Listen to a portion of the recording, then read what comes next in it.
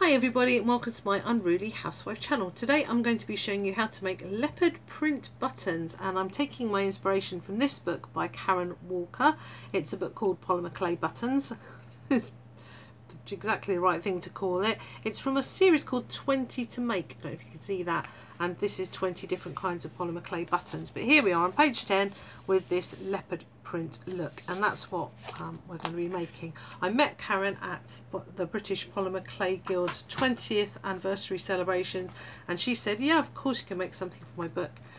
And I actually bought this from her, which is a colour set of Cernit, and I'm going to have a little go with Cernit clay today to see how we get on. And because it's quite a small set, I haven't made these buttons and baked them yet, so your guess is as good as mine as to what these are going to turn out like. Obviously if they're rubbish I won't put the video up, so we know they're going to be reasonably good. We've got this clay which she says use terracotta.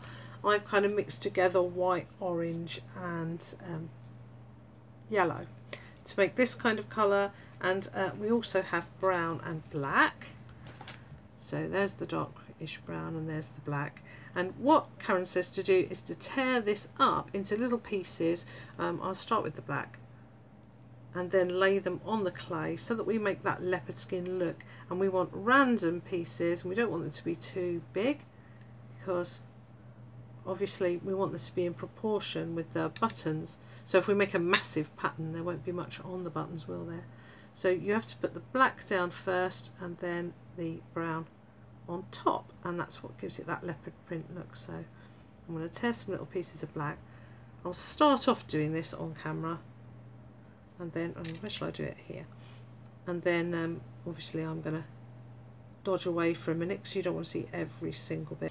Karen also says to make sure when you put the black on, because that's going on first, you leave gaps, big enough gaps, so that we can actually appreciate it as a pattern with a background. So I'm trying to get smallish kind of bits there. The black is going to be bigger than the brown, I guess, because brown's going on top. So if I do that, then I'll get the brown. I must say Cernit tears very, very well.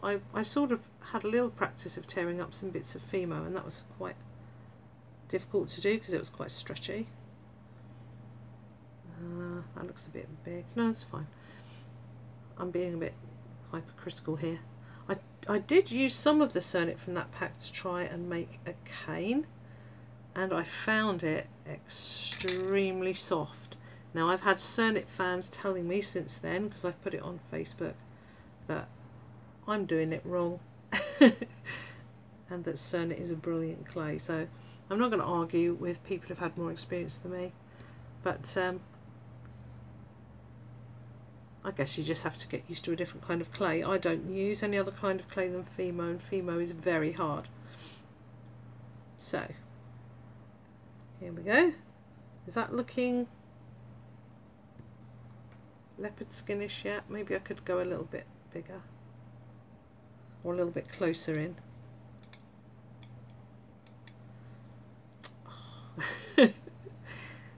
You will find your way, I'm sure.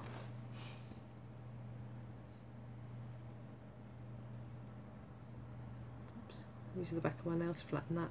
We're going to roll this to make it sort of flat, so I guess that will change the look of it a little as well. I'm concentrating on down in this corner because it's really a bit of a practice, isn't it? And I think Karen's also got some little bits and pieces that haven't got any brown on, sort of in between, like that. So that's what I've done so far. I don't know if that's looking leopard skinish enough, but what I'm going to do now is just stop the camera, fill some more in, and then I will show you how we actually turn this sheet into buttons. Okay, I'm back, and as you can see I've been making that pattern. I should just say that the actual thickness here for the buttons themselves is the thickest setting on my pasta machine, which on my Atlas is a 0, and I put these strips through at number 7, so they're really very thin indeed. When I was tearing it up, I found in the end that it was better to have it sort of stuck to the tile and then pick bits off with the toothpick. I found that easier than tearing out tiny shapes with my hands, so that might be a bit of a hint for you. And now that we've got some on here, I'm not going to finish the whole sheet because it's going to get dark. I'm going to roll over that now with my rolling pin just to flatten it out a bit. And I don't want to make the buttons too much thinner, but I do want to incorporate this design properly into the bottom sheet. I'm going to put a link in the description to Clayground, which is a site where you can find more of Karen's work, and you can buy Cernit, and you can buy Karen's book, I think, too. That's clayground.co.uk. This is not a sponsored video. I had to buy my own clay and everything. Okay, so I think that's pretty good now. That's pretty flattened in. It's time to cut out our buttons. Now Karen recommends this sort of size for her project, which is about, I think it's just under 1.5 inches. And what I did was I went into the button jar and I got out a couple of big buttons because I wanted to see what pattern to use for my holes. And I think I'm going to go with this one because our buttons are quite big, even compared to that. And now you've got to pick out on here where you want your design to be, and I hope you'll take a bit longer to do this than me. Sort of jumped in and did it. We don't have very long. Right, I didn't have very long because of the light. So I'm going to do this here, I think, and here, maybe do here first. And what I'll do is, good old-fashioned trick, I'm going to put some cling film over that, so that when I cut my button out, it leaves it with a nice rounded edge. You might call that saran wrap or something, I don't know, foreigners. So here we go, push that through there. I'm going to give it a little twist.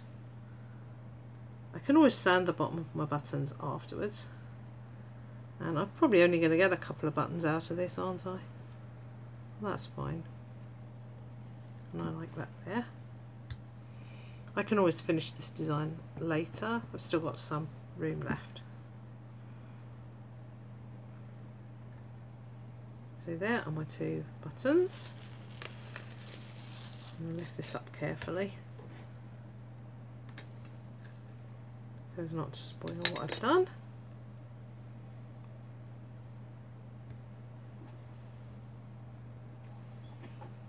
Now before I start messing around with these in the real world, I might put them in the fridge or something for a while to get them nice and hard.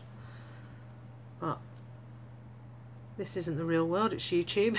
So I'm going to collect this out of the way and then make the holes.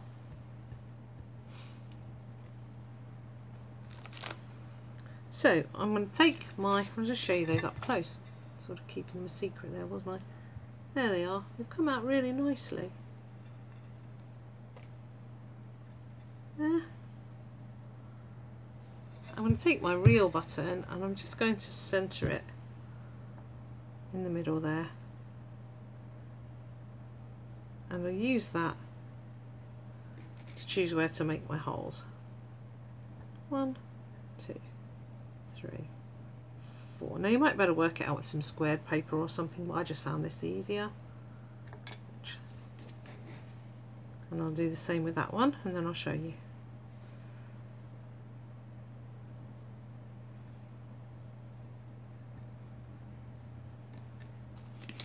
And obviously those holes won't be big enough, so I'm now going to have to shimmy this off of here and put the toothpick right through. And this is where I may have got these a little bit cooler so that they were a bit less destructive to move. There. when you make your hole, make sure that you twist, twist, twist. That's the best way to do it.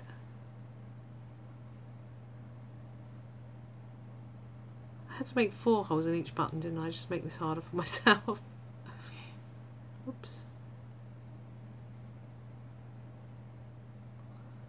You might want to go back the other way from the back, but I don't think that's going to make too much difference. I think the main thing is to stick it down and get it ready for the oven.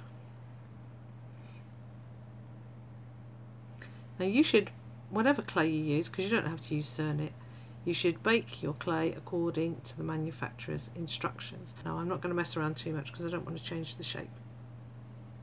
Make sure the backs are clean. Stick that one down.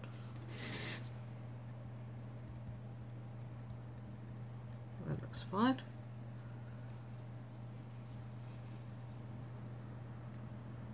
Seems to have got a little dent in the middle of that one, but I don't want to mess around too much. Sometimes it's better to just leave things be. There. Okay, so I've only done 2 buttons, but we're going to put them in the oven now, and I will bring them back and show them to you when they are baked.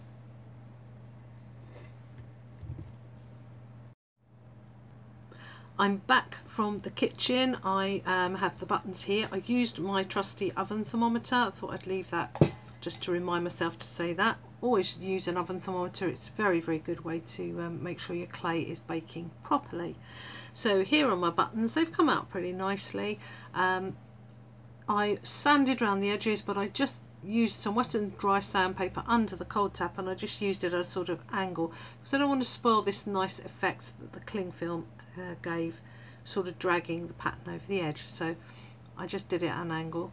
I haven't done anything to them to finish them. I've just rubbed them with some t-shirt material, and I think you'll agree they've come out quite nicely. You will be able to make a much better pattern, I'm sure, if you look online at pictures of leopard print. You'll be able to get it a bit more realistic. I think the brown darkened up quite a lot, and I'm not sure whether I should have perhaps mixed a little bit of white or something in to make it lighter. I guess experimentation is the key, and you could do this pattern in all kinds of colours, couldn't you? Pink and purple and blues and things. You don't have to stick to the original leopard. I went a bit crazy with that orange. If we look at Karen's pictures, she's also done like a tiger and a giraffe. Well, mine aren't too bad compared to hers, and I did rush them. You saw me do that. So there are the buttons. They can be washed at 30 degrees, even in a washing machine. They're pretty strong. I'm going to also link you to an article on a website called The Blue Bottle Tree, where Ginger Davis Allman gives you advice about making buttons and about how to wash them safely and whether or not to use varnishes, that kind of thing. So I will link that. I will link to Clayground so that you can find Karen's book and look at some Cernit. I don't know where you can buy Cernit in America, but I'm sure Google is your friend. You can also buy Karen's book on Amazon. I hope you enjoyed that. If you did, do like, subscribe, leave any comments and questions down below, and I will do my best to answer them. My next video is probably going to be a non-claying video, and I'm going to talk about that because I want you to know that I will be making polymer clay videos pretty much every week, but now and again I treat myself to a non-claying video. That doesn't mean you have to rush and unsubscribe. I haven't given up polymer claying. I'm just doing other things. Just thought I'd tell you that because, you know, some people get a bit freaked out and think, oh, this is about something else, she's never going to clay again. Well, you know, I am. Thank you very much for watching. I love you all. Bye bye.